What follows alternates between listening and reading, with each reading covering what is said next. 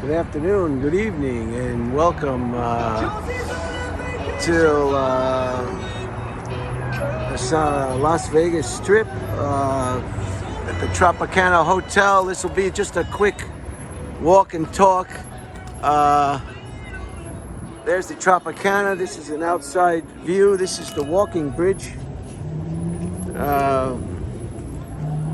I just want to give you a good shot of the MGM Grand Hotel. I want to go there later.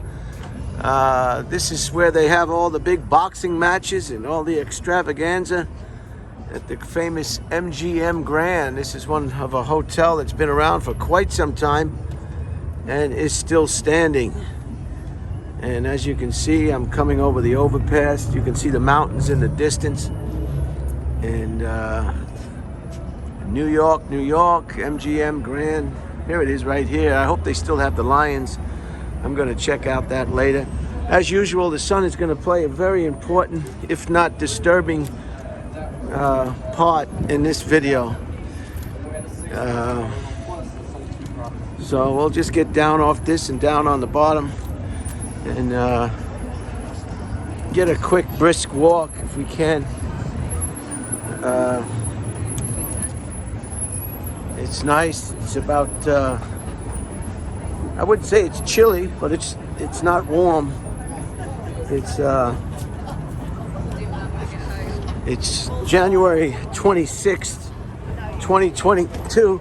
I hope you enjoyed the presentations. The room presentation. I'm very happy with the room. Wow, look at that MGM Grand. Holy cow, just amazing. Very iconic casino. So I'm gonna find my bearings here and figure out where exactly I'm going. There's New York. Hotel and casino. The Chrysler building there on the right is represented. And the Empire State Building. If you've never been to New York, this might be as close as you get to it. And there it is. And the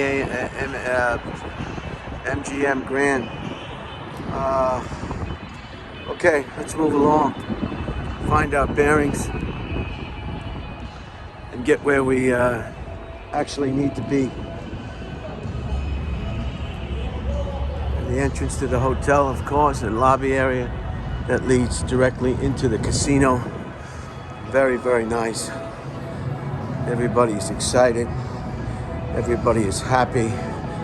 Considering we're in the throes of a pandemic, a worldwide pandemic that just doesn't seem to want to leave us. Okay, here's the Excalibur. Another hotel and casino that's been around for quite some time. Perhaps as long as Circus.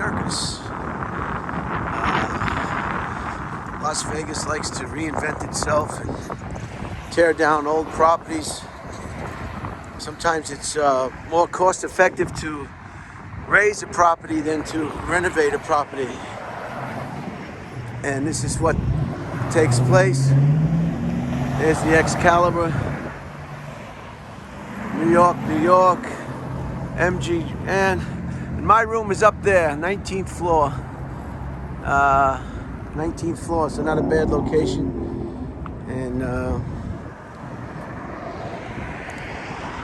so let's take a walk. I want to go to the church and see if that's the church that I'm looking for. Just because you see a cross doesn't mean that that's your church. So I want to get a close look at the church and find out if that's the church that I will be patronizing. The last thing you want to do in life is give your donation to the church and it's not your church. Do you really want to give a donation to some guy with 2 Lear jets and 5 homes, 1 in Europe and 4 in New York? Do you really want to give 10% of your pay There's somebody that flies around in Learjets. As far as I know, Jesus was on a donkey, wasn't he? But I could be wrong. And a lot of you probably think I am. The people that are giving 10% to Learjet owners probably think I'm very wrong. So here we go. I'm going to take a walk. There is the Luxor. The Luxor is that pyramid that they say the beam of light from the top of that building can be seen from outer space, which is nobody's business, because who gets to go to outer space? So what's the sense of having a beam of light that you can see from outer space when nobody goes into outer space? I don't know. Maybe it's a great thing. So there it is. And the Center of Sports Entertainment. That's some kind of business over there. I don't know what guns over there. There's a shot of that one over there. We've got reflections of the sun. And a couple of items of difference, couple of items of interest. In 1945, Grand Rapids, Michigan was the first U.S. city to add chlorine to its water system. And that followed up with chlorine toothpaste. Now, I've heard some different opinions about this chlorine. Not chlorine, fluoride. What am I talking about, chlorine? Chlorine is for pools. Fluoride, where did fluoride come from? And is it a byproduct of another product that they didn't know what to do with or had to get rid of? And why would they put fluoride in the water? And why would they put fluoride in toothpaste? They say it's going to prevent tooth decay. But I don't know if manufacturers of toothpaste are that concerned. There's the church. I want to find out if that's the church. That's the church. I want to find out if that's the church. I don't know. See, this is just something I heard. You'll have to do your own research about fluoride and where it came from, and is it a byproduct of a product that they have to do something with because they can't get rid of it. I got to go across. I don't have time to wait for the traffic. I'm just going to have to get hit by a car. I normally wait for the little Manny, as you know, in previous presentations, but I can't wait for the Manny too long. So, because everybody will be pulling their hair out waiting for this presentation to end. Anyway, so I heard something on a radio station, and I'm not a conspiracy theorist, but I am not closed to open opinions and other people's mindset and what they say. So, with that said, maybe some of you will know what fluoride is, where it came from, exactly what it is it a byproduct of something else? Why would they put fluoride in a city water system? That seems like it would be expensive to fluoride your water system. It seems like it would be expensive to... Where does fluoride come from? Why would they put it in toothpaste? That would cost money to put fluoride in toothpaste. I don't see a company doing that unless there was something else going on. So I don't know the answer. I'm not even going to tell you what it is. Carrot Top. See Carrot Top? He's a famous Carrot Top. He has a residence here at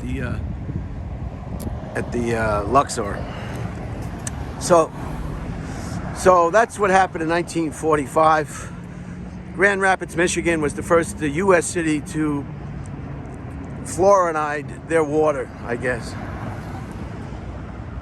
Okay. And 1949, the first Emmy Awards. In 1949, the first Emmy Awards were given out. And to be nominated for an Emmy Award, the nominations or the programs had to be aired in the Los Angeles area, and there were only 6 categories back then.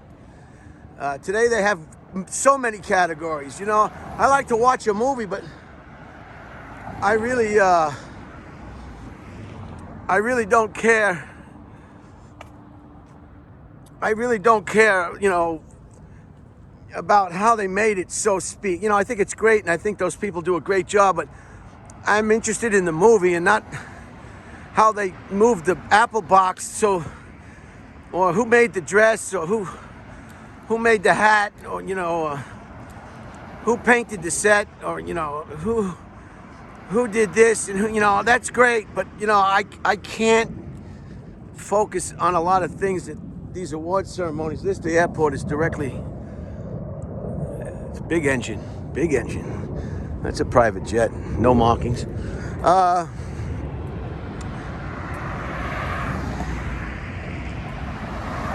So that was in 1949. 1971, Charles Manson and 3 of his cohorts were convicted and sent to prison for life for some gruesome murders. Sharon Tate, a very successful young actress, was involved.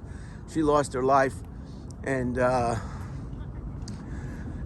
they were convicted in 1971. And in 1974, the famous book Helter Skelter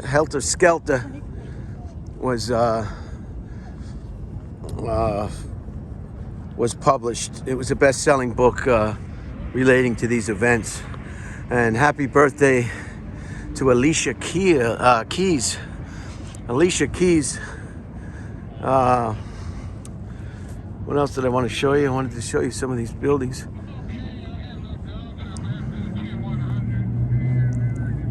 And here comes some big engines here. I can hear it now. Open it up, babe. Open that throttle. There it is. Come on. Wow. Let's go. Yeah. Big engine.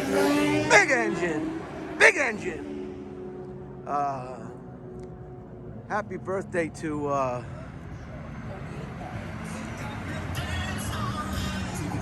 I'm gonna get copyrighted again.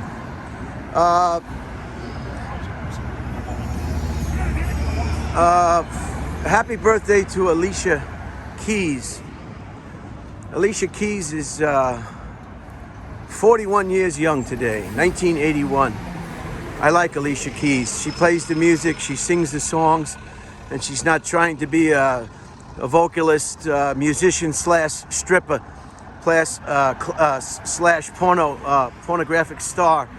She's just feeding the music. And as we know, Adele lost a lot of weight. She had a residence here at Caesar's Palace that's thus been canceled, I heard, because of unfulfilled demands. So happy birthday to Alicia Keys. I like that song, New York, New York.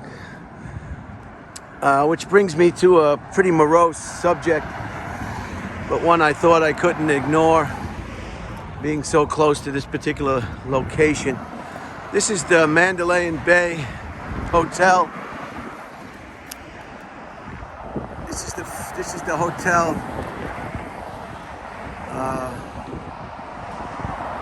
This is the hotel for reasons unknown.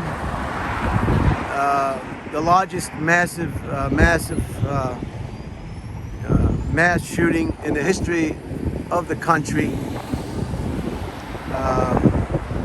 This, I'm told, I asked the waitress at the lunch today what these were. And supposedly these 2 concrete structures were going to be the beginning of a Ferris wheel.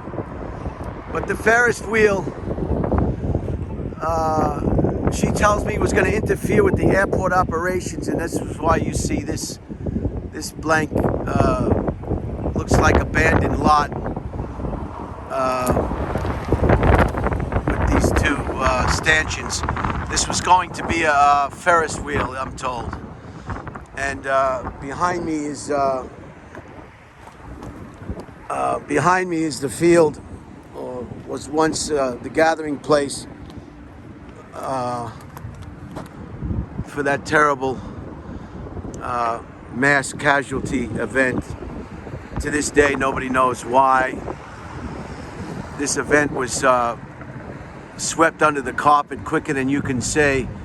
We don't want to hear about this incident ever again, publicly, or in a lot of cases, even privately.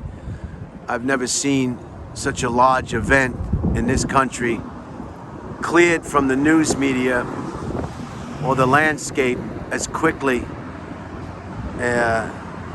as what occurred in the aftermath of this terrible, terrible, terrible incident. It happened on October 1st, 2017, over 4 years ago, 4 years and several months. It was a Route 91 Harvest Music Festival taking place. The harvest is always a very happy time. That's when the farmer harvests all the rewards of a season or year of hard work and fertilizer and harvest and equipment. And you know, it's not easy being a farmer. I'm not talking about a big corporation. I'm talking about individual farmers. You think you have a hard job, try being a farmer.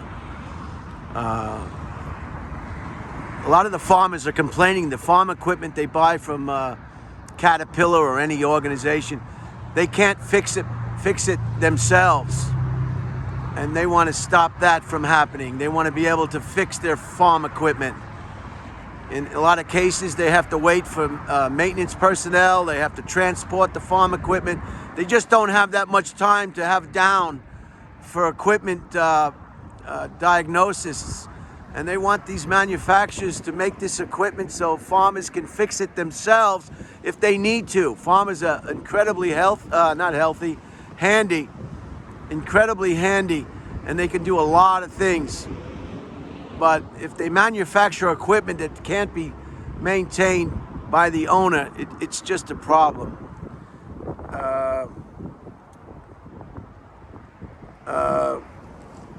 The shooter was on the 32nd floor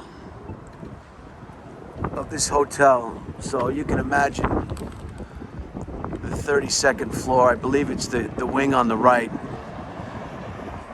And he fired over 1,000 rounds, or 1,000 bullets, if you can believe that. He had various types of firearms. You can Google it for yourself if you're a gun enthusiast or you're interested in the type of ammunition and weaponry that he used. He killed 60 or 61 people. A couple of poor souls died later, didn't die on scene, or he wounded 411 people.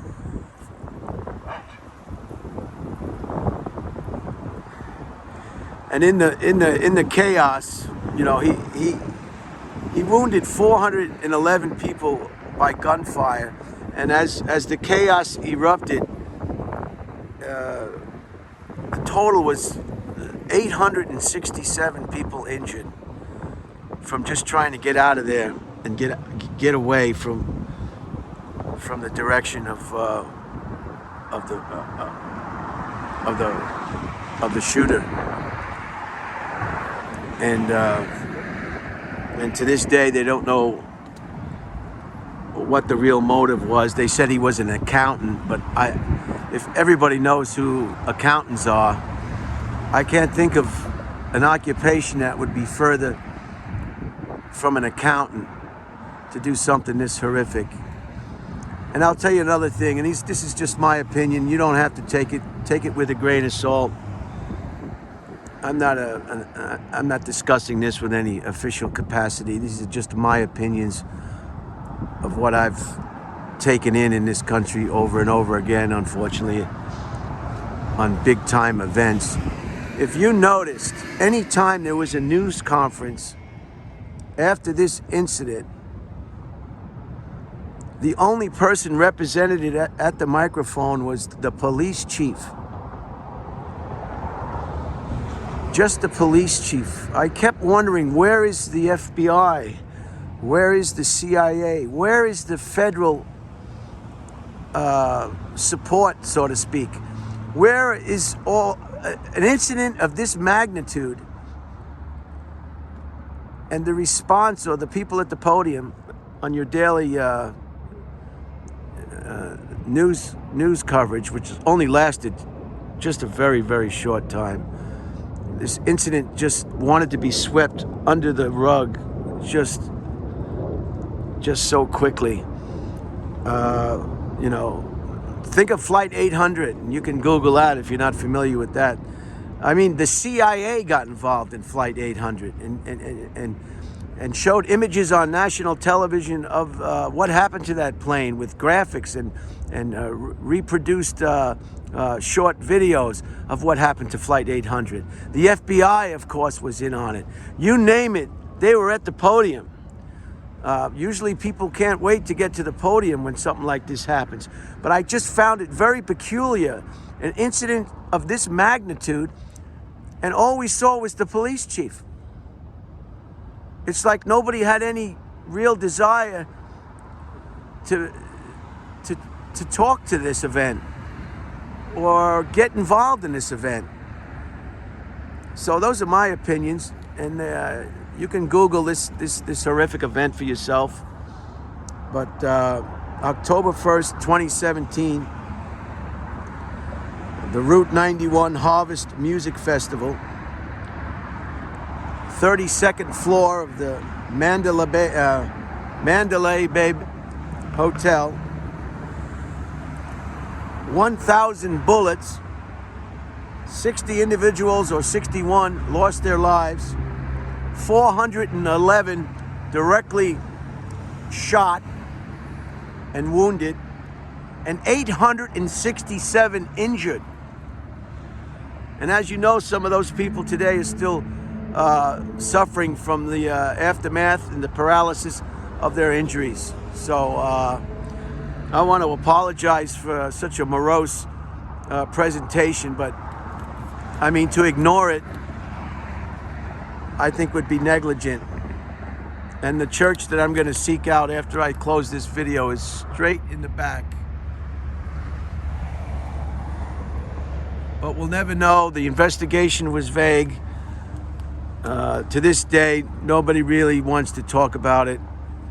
There hasn't been any television programs about it. There hasn't been any documentaries. It's virtually been a closed case.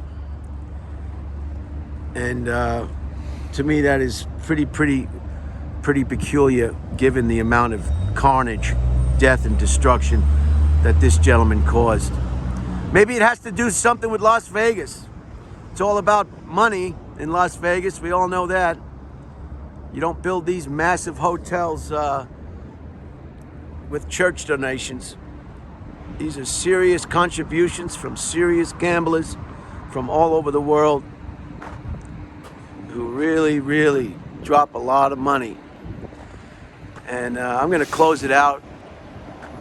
You can see how terribly close that hotel is from the celebration field. And in closing, I want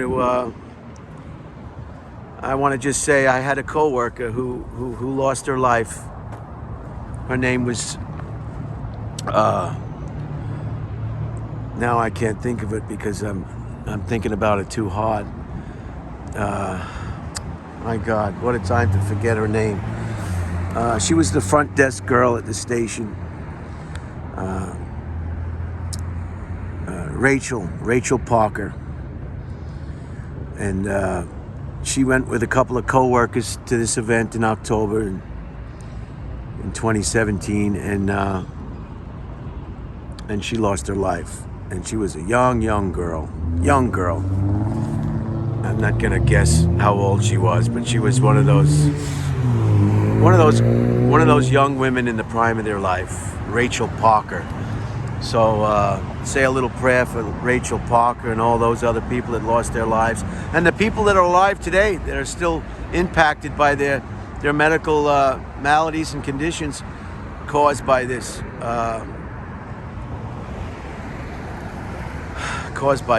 So Again, I want to apologize for some of the, most of the morose